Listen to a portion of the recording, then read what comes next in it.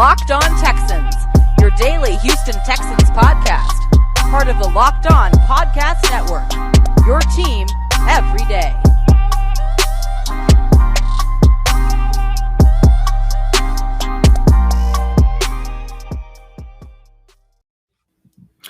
Welcome back in, ladies and gentlemen, to another installment, a new week of Locked On Texans, your daily podcast covering your favorite football team in the Houston Texans every single day here on the Locked On Podcast Network. And as always, I'm your host, Cody Davis, along with my partner in crime, John, some sports guy Hickman. Super excited to be back for a Monday, not a Victory Monday, but a Monday edition of Locked On Texans. The Locked On NFL Draft Podcast relaunches today with a brand new host, Eric Crocker, who brings the player scouting.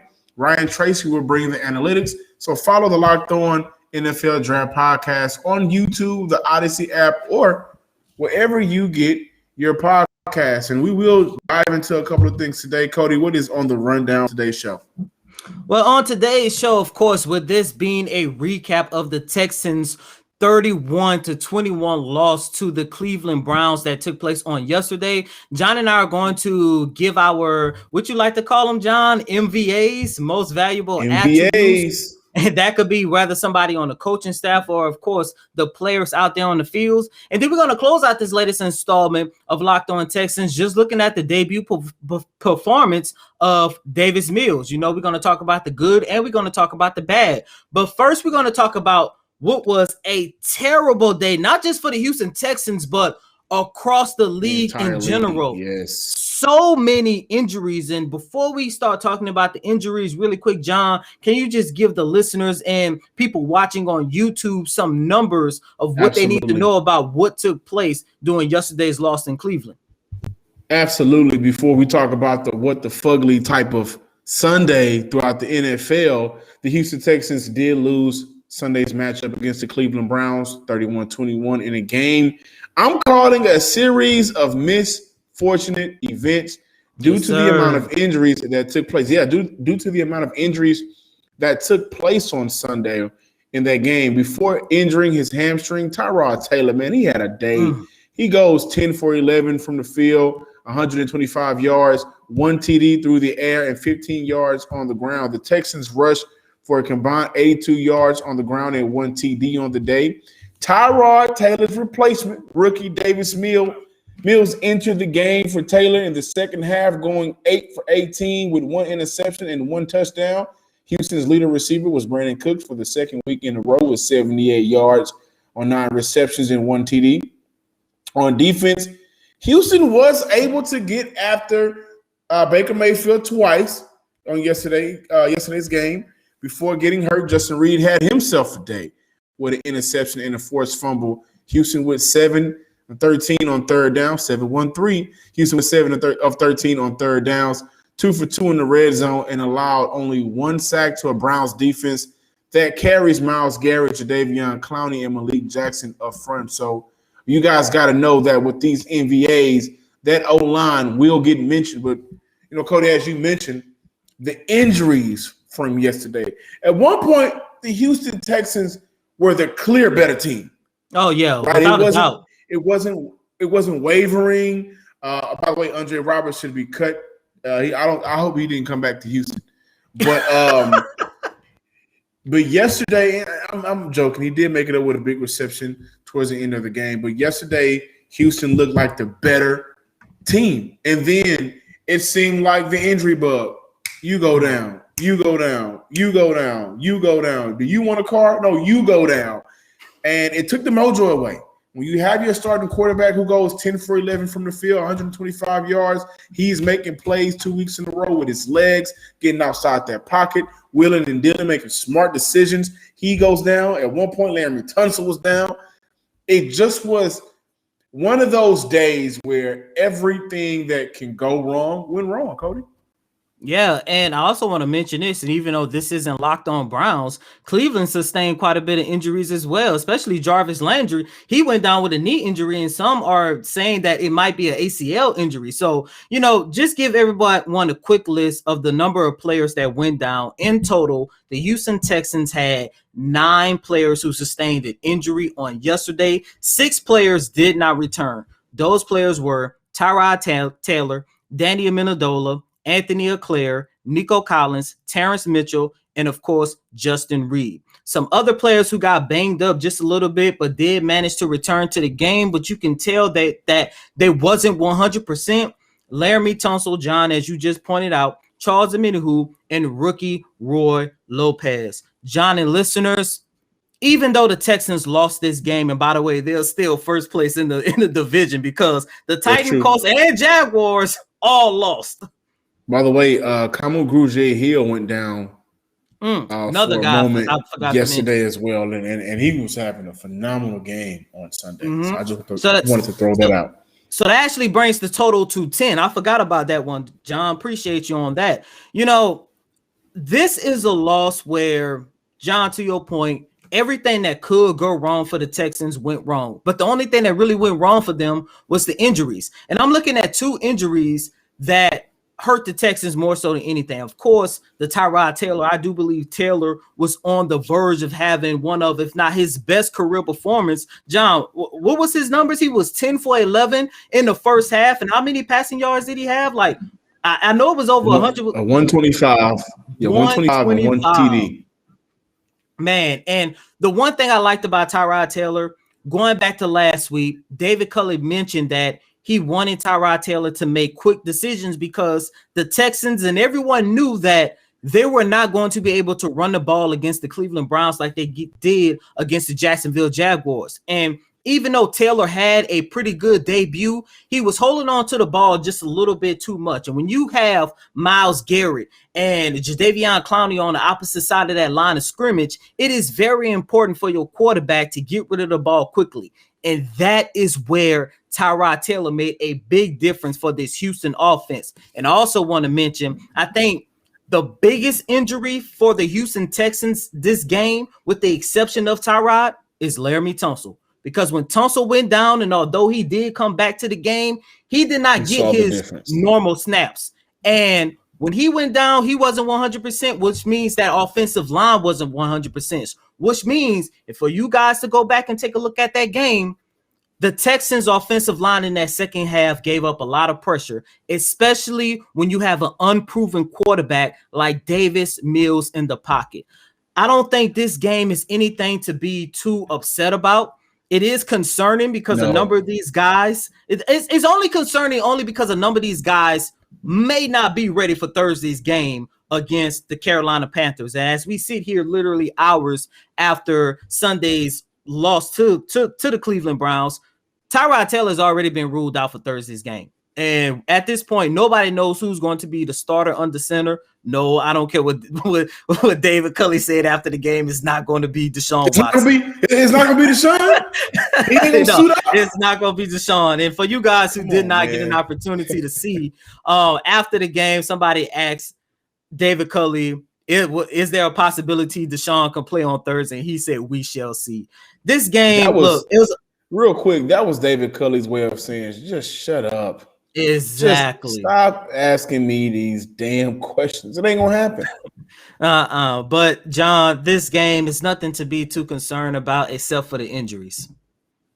Yeah, I was watching that game, man, and last week the conversation that we had was, if they win this game, does that change the momentum or the trajectory or whatever you want to call it for the Texans this season? And what we agreed on was we both saw them losing this game. It depends on how they lose.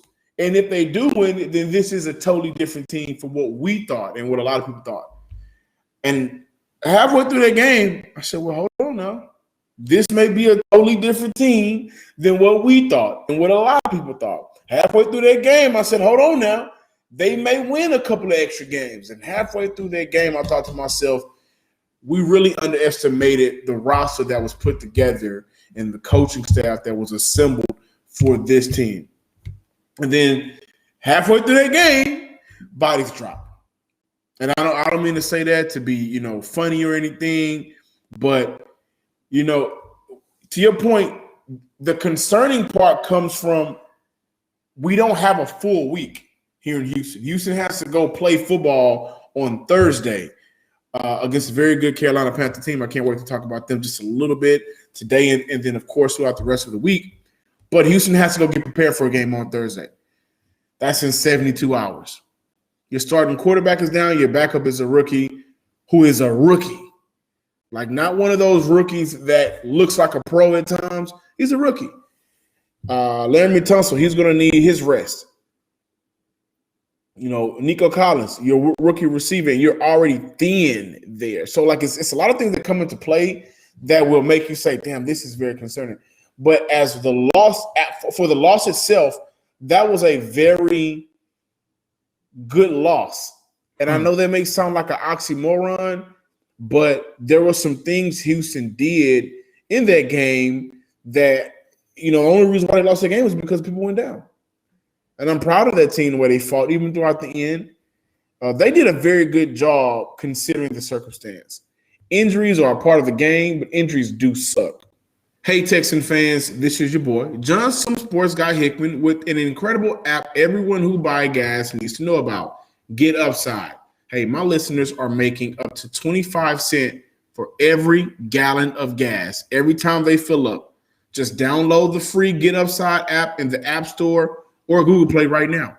Use promo code touchdown for NFL or baseball for MLB and get a bonus 25 cents per gallon on your first fill up. So listen, that's up to 50 cents cash back. Don't pay full price at the pump anymore. It's a scam. Get cash back using Get Upside. Just download the app for free and use promo code touchdown for NFL or baseball for MLB to get up to 50 cents cash back on your first tank of gas. Some people who drive a lot are making as much as $200 to $300 a month in cash backs. Did you guys hear what I just said? $200 to $300 a month in cash backs. And there's no catch. The cash back gets added right to your account. You can just cash out anytime to your bank account, PayPal, or e-gift card for Amazon or other brands. So just download, just download the free Get Upside app and use promo code touchdown for NFL or baseball for MLB to get 50 cents per gallon cash back on your first tank. That's code touchdown for NFL and baseball for MLB. Welcome back in, Locked On Texan listeners. I am, super excited about this team, man. Well, maybe excited isn't the word to use, but proud. I'm king of walking back statements, and I thought this was a game that would go either way, and it was. But a few weeks ago, what we saw the last 2 weeks, I don't think that was a team that we were expecting to get. And if you guys don't remember, not too long ago, the conversation was, why haven't they announced the starting quarterback? What's up their sleeve, or, however you want to call it. But proud of how this team fought. On yesterday's game, let's do a quick recap to discuss a little bit more of what we saw on Sunday. I want to say this, guys. Up until the midway point through the fourth quarter, Texas' run defense was amazing.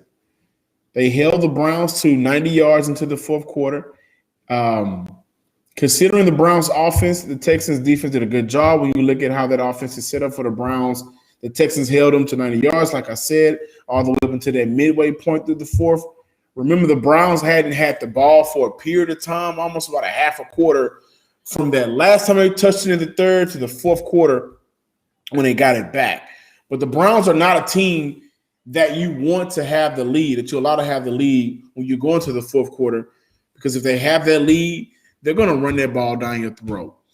And that's exactly what happened. I mean, when you hold them to 90 yards and they have the lead and they know that you're without players and it's not going to be a real game unless they kind of botch it a little bit.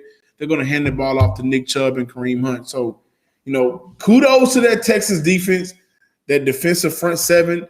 They did a hell of a job. When you look at, if you just take away what they did in that fourth quarter, how many teams can say we held this Brown team with Nick Chubb and Kareem Hunt to under 100 yards? It just so happened to get the ball back and give Nick Chubb the ball. And by that time, the Texans defense was just weird out. But my MVAs for Sunday's game, we took the loss, 31-21. But understand this, and I mentioned that defensive front four carries Myles Garrett, former Houston Texan Jadeveon Clowney, Malik Jackson, a defensive tackle who has had 6 or plus more sacks in the season multiple times. Malik Jackson has been a problem in the league as a defensive tackle. And we know how great Myles Garrett is. He's generational. 1 sack didn't come from either one of those guys. Came from Grant Delpit, the second-year safety out of LSU, who's finally on the field able to play football now. Shout out to him, man. He's a talent that I have been waiting to see. And that came on, honestly, that was on Davis Mills for not sensing that pressure. No, but that was not on Davis Mills. That was on Marcus Cannon. That was a blown block. That was on Davis Mills. We could agree to disagree. Maybe I got to go back and look at the play. Maybe I got to go back and look on the play. But Marcus didn't have nobody. If I remember that play correctly, Burke had flared out. And I thought he should have chipped him a little bit. And Marcus Cannon blocked down, which allowed Grant to come straight in. Okay. Maybe I'm wrong then. But that was the only sack of the game. And it came from neither of those guys. So my NBA, the front 5 guys up front, Laramie Tunsil, Titus Howard, who had himself a day once again. He's on my Pro Bowl watch. Justin Britt, man. Hey, a godsend for Houston at that center position. Just so much more feistier, nastier than what we saw to Nick Martin in previous years. And he does give Houston a different edge. When I look at Laramie Tunsil, I see a player that's very smooth in his game. Laramie Tunsil is a smooth player. Sometimes you forget he's out there handling business the way he's handling business. Like he had Myles Garrett in a chamber at one point. He's just so smooth. And then Marcus Cannon looked good. Last week, he played about, I think, 60% of the snaps for Houston. He's getting back in the game forms, but he looked good. And Max Sharper, who's continuously growing, he looks good. You guys got to understand, man, James Campen has been godsend for this team simply because he's able to allow them to get better. And I'm not going to keep beating the dead horse, but they are part of my MVAs for this game. Also, when you walk outside of that and you smell fresh air, when you get outside of that Bill O'Brien Correctional Facility because you've been locked down for too long, you smell that air, you want to go out there and make some plays, man. And Tim Kelly, for the second week roll, actually, he got fired week 4 last year. I don't know, but for like 17, 18 weeks of football time, Tim Kelly has been showing why he has never been a problem. It was the other guy. And, he had great plays last week, but you want to know what stuck out to me? That reverse screen TD to Phillip Lindsay. The way he's moving guys around with pre-snap motion. The way that he's moving guys around in motion. Not in motion. During the play. He's causing confusion for the defense, and that's amazing because when we look at this team and the setup, Cody and listeners, we don't really see too many clear-cut number 1, 2, 3, 4 guys in the league, and that's fine, right? That's fine. But when you are able to schematically win, this is something Dan Orlowski talked about on ESPN throughout the week on NFL Live and First Take about his issue with the Giants, how Jason Garrett doesn't schematically win games, how Jason Garrett doesn't schematically put his players in the best position to win. And for Tim Kelly, when you look at a wide receiving core led by Brandon Cooks, who had another great game, but your next best receiver today was Nico Collins, who had 1 catch for 32 yards.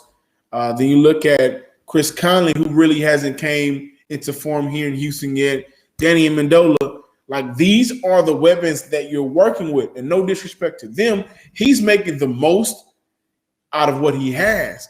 And, he's a part of my NBA 2 weeks in a row. I love it. Everything he's doing, because there's a reason why he was kept around. And honestly, I look at it like Nick Caserio and David, they probably understood that it's hard to really take off in a toxic work environment. But this guy's been taking off. My last NBA, who I believe was Houston's defensive MVP for yesterday's game.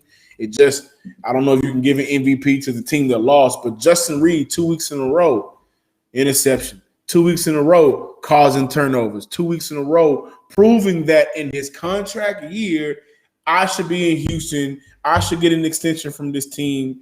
I've been through the ups. I went through the down. I'm going through the rebuild. But during it all, if I'm healthy and I'm on the field, I can make plays, and that's exactly what he did. Help Houston get off to an early hot start. Overall, I have to give an NBA to the offensive lineman, Tim Kelly, and what he called plays. Here's what we may have not even thought about on yesterday. Did you guys notice how he was attacking Denzel Ward early in the game? Like, exploiting Denzel Ward? That's something that your offensive coordinator needs to have in his back pocket when he knows there's a weakness on the other side of the field, Cody and listeners, and he's going to attack it.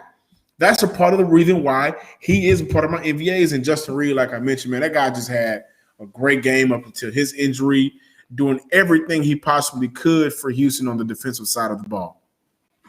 And Justin Reed, he actually went down with a knee injury at the time of this recording. There is no update on whether or not he will be able to play Thursday against the Carolina Panthers. But John, you mentioned nearly all of the MVAs that we can hand out for this game. I'm actually gonna give a MVA to Tyrod Taylor, man, because prior to his hamstring injury, that man was balling. Like I said in the first segment, and like what I wrote about on the Texans Wire doing my 3 takeaways, this guy might have been on the verge of one of his best performances of his career. 125 yards in the first half, throwing 10 for 11 in the pocket. Come on now, man. That is that man was putting on the show. But to me, John, for the second week in a row, my biggest MVA is Lovie Smith. I don't know what it is about this Texans defense, man, but going into this game, one of my biggest keys to victories was whether or not the Texans could stop the run. And yes, Tyrod Taylor put on the show in the first half. Yes, Davis Mills did keep them in the game once he settled down and he started to make plays as an NFL quarterback. And John, to your point, the offensive line was good, even better in the first half prior to Laramie Tunsil going down with an injury. But John, when I take a look at this defense, man, you mentioned Justin Reed, but it wasn't just Reed. Every defensive player across the board was stepping up. Rather, that was getting a Christian Kirksey and Kamu Grugier-Hill looked amazing together. Yes, they also made Zach Cunningham look like the odd man out. Yeah, we're gonna touch on conversation for another time, but yeah, man. We're gonna touch on the Zach Cunningham situation on tomorrow's show because apparently he did not play the first quarter due to some type of punishment, some type of locker room issues or something like that. So we're gonna save that topic. Was the issue covered too? Was the issue dropping back in coverage? Maybe we don't know, but it was like locker room issues. But going back to my point, John, you mentioned this when you was talking about Tim Kelly, that there are coaches who need to put their players in position to succeed on the football field, and that is exactly what Lovie Smith is doing. Jacob Martin had his first sack of the season, and that is a result of Lovie Smith switching him from a linebacker to a defensive end. And John, going back to last season, that is something you and I kind of played with just a little bit, what a position change could do for Jacob Martin. And we are finally seeing it in Lovie Smith as him being the Texans defensive coordinator. And by the way, how many rushing yards did the Texans give up against the Cleveland Browns? What was it, like 150 or something like that? Yeah. Last season, they gave up a total of 231. Entering the fourth quarter on yesterday's loss, the Texans only held the Browns to 95 5 yards. I wanted to bring that up because that showcased the difference and how important the coaching staff is for this. No more exotic defenses. No more exotic defenses, and no more guys, to your point when you talk about Tim Kelly, no more head coaches saying it's either my way or the highway. And this is part of the reason why I love David Culley as the Texans head coach. Not only is he changing the culture within that locker room, but he is allowing position coaches. He is allowing his coordinators to go out there and coach. For the second week in a row, my biggest MVA is Lovie Smith. And by the way, he's working without a generational talent on the defensive side of the ball. He has good players. He has like a number of solid players, but there's no generational talent. Today, I want to tell you about a simple way to get all of the entertainment you love without the hassle. DirecTV Stream brings you live TV and on-demand favorites together like never before, which means you can watch your favorite sports, movies, and TV shows in all one place, okay? And the best part about it, there's no annual contract. So stop waiting and get your TV life together. It's a mess with DirecTV Stream. You can learn more at directtv.com. That's directtv.com. I also want to let you guys know about Built Bar, with the best flavors for a protein bar has to offer. 9 delicious flavors: coconut, almond, cherry, raspberry, mint brownie, peanut butter brownie, double chocolate, and salted caramel. There's something for everyone, literally. Whatever you like, whatever your poison, pick it. And if you haven't tried all the flavors, go ahead and get that mixed box where you'll get 2 of each of the 9 flavors. Where you'll get 2 of each of the 9 flavors. Not only are Built Bar flavors the best tasting, but they're healthy too. Most flavors have 17 grams of protein, only 130 calories, only 4 grams of sugar, and only 4 grams of net carbs. Order today and get that raspberry or mint brownie or whatever you like. Go to BuiltBar.com and use promo code LOCK15 and you'll get 15% off your first order. Use promo code LOCK15 for 15% off at BuiltBar.com. Betting on the Houston Texans doesn't have to be a guessing game if you listen to the new Locked On Bets podcast, hosted by your boy Q and handicapping expert Lee Sterling. Get the daily picks, blowout specials, wrong team favorite picks, and Lee Sterling's lock of the day. Follow the Locked On Bets podcast, brought to you by betonline.ag, wherever you get podcasts. Cody, we have to close out with Davis Mills in the preseason, offseason, throughout the entire process. We mentioned if at any point we see Davis Mills on the field, it's gonna be some trouble. Oh man, with the Carolina Panthers 3 days away, it's gonna be some trouble if he's the starting quarterback. I'm gonna tell you why. Who's behind him? Do you call up your boy Jeff Driscoll? Who's behind him? Do you look around the league and scout other quarterbacks that you can bring in? Now, the obvious answer, or the obvious, well, why don't we go, is Cam Newton. And to Cam Newton's point, I definitely believe Cam Newton has a shot to be on somebody's NFL roster. And God knows I think Cam Newton is better than Davis Mills. But to Cam Newton's point, in that interview he had with his dad, he mentioned no matter where he goes, good or bad, his aura is going to be distracting. And Davis Mills, I don't think is a quarterback that can afford distraction. I don't think he's a quarterback that benefits from distraction. I don't think he's a quarterback that when distraction is going on, he can still thrive, right? So when I look around the league and I look around who's available at quarterback, you have to look at Trace McSorley, Josh Johnson, Nick Mullins, Brett Hundley, Matt Barkley, Shane Buechele, UT, Sean Manning, Ryan Griffin, and Nate Suffolk. So there's players out there aside of what you may believe or not believe in Jeff Driscoll that Houston can bring in to back up, Jeff Driscoll, because to your point, number 4 ain't walking out on that field to play football. And when I say number 4, I don't mean Daniel House. Deshaun Watson is not walking out on that field. David Culley, you can miss me with all of that. If Deshaun does walk on that field, I'm going to pick a random person to buy lunch for. That's my thing. I'll do that. But he ain't walking out on that field. So they got 3 days to get prepared. Bring somebody of obvious answer. The smartest answer is to really bring back Jeff Driscoll because he already knows a little bit about what your system is, the players around him, and your expectations for how the team, how the coaching staff wants the team to be. To that point, John, I do have an interesting theory on why the Texans should bring Cam Newton in, and it goes beyond him and his talent as a quarterback because, yes, he is the best quarterback if they do bring him in on that roster. But I'm actually going to save that conversation for tomorrow. But looking at Davis Mills, just looking at his performance and what was officially his debut on yesterday, if I had to grade Davis Mills' performance, I would give him a solid C. I know that might be too high for some of you guys, but you got to mention that Davis Mills was literally thrown into the game. And once again, this is a rookie who, let's be honest, he should have stayed in college for another year, for another season.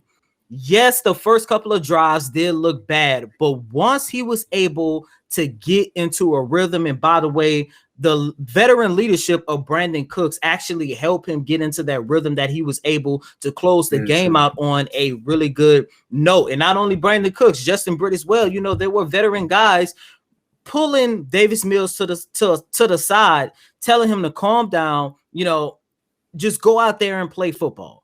And that is what he did, and that is why he closed out the game better than how he started.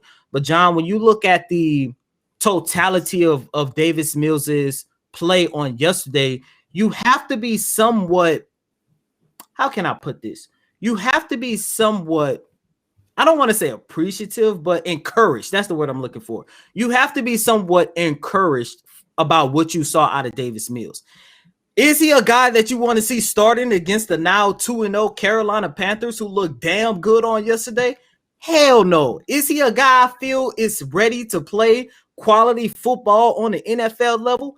Hell no. And if it was up to me, I still believe that this should be a red shirt year for Davis Mills because, once again, I was able to see the talent that I saw throughout OTAs, throughout training camp, throughout preseason. But at the same time, when you go back and look at some of those throws, especially some of the throws that was uncatchable by everybody, you can tell that this is a guy who still needs to learn how to play the game of football on the NFL level. Davis Mills has potential, but it's regardless if Tyrod Taylor is injured or not, it is still too early to put him out there on the field because, John, like I've been saying ever since we drafted this young kid, the one thing you don't want to do is put him out there on the field too early. It ruins his confidence, and then that's going to hinder his development. Yesterday, like I mentioned, if I had to give a grade, I would give him a solid C. Once again, I know that might be a little bit high to a lot of people out there listening and watching, but when you take a look at his performance after guys like Cooks, after guys like Justin Britt was able to talk to him and kind of like bring him down, just go out there and play football, you saw a better version of Davis Mills. And by the way, I do want to mention, he did keep the Texans in the game. It's not like he went out there and all hell broke loose. He did keep the Texans in the game through a touchdown pass to Cooks, and that actually brought the score. I believe it was 21-24. I think it was either late in the third or early in the fourth. And he seemed like a quarterback who's going to develop into what Tyrod Taylor is, which is that quarterback that is a game managing quarterback that's going to win you the time of possession. So, look, it's the first game. I'm not going to kill the kid because, once again, he's still young, has a lot of improvements, but I think he did okay. I think he did okay. Houston Texans have to get ready for the 2-0 Carolina Panthers. That features a defense with Brian Burns, Derek Brown, and Shaq Thompson. I'm Johnson Sports Guy Hickman. Follow us on Twitter. Once again, we're back at Locked On Texans. We got our page back, so follow us on Twitter at Locked On Texans. Like us on Facebook, but above all, go to YouTube. Subscribe to the Locked On Texans YouTube channel and follow me on Twitter as well at Some Sports Guy with 2 Y's. If you don't know how, right there at the bottom, baby. And as always, I'm your host, Cody Davis. Please remember to follow me on Twitter at CodyDavis_24. Once again, that's Cody, CotyDavis _24. Until next time, ladies and gentlemen, peace.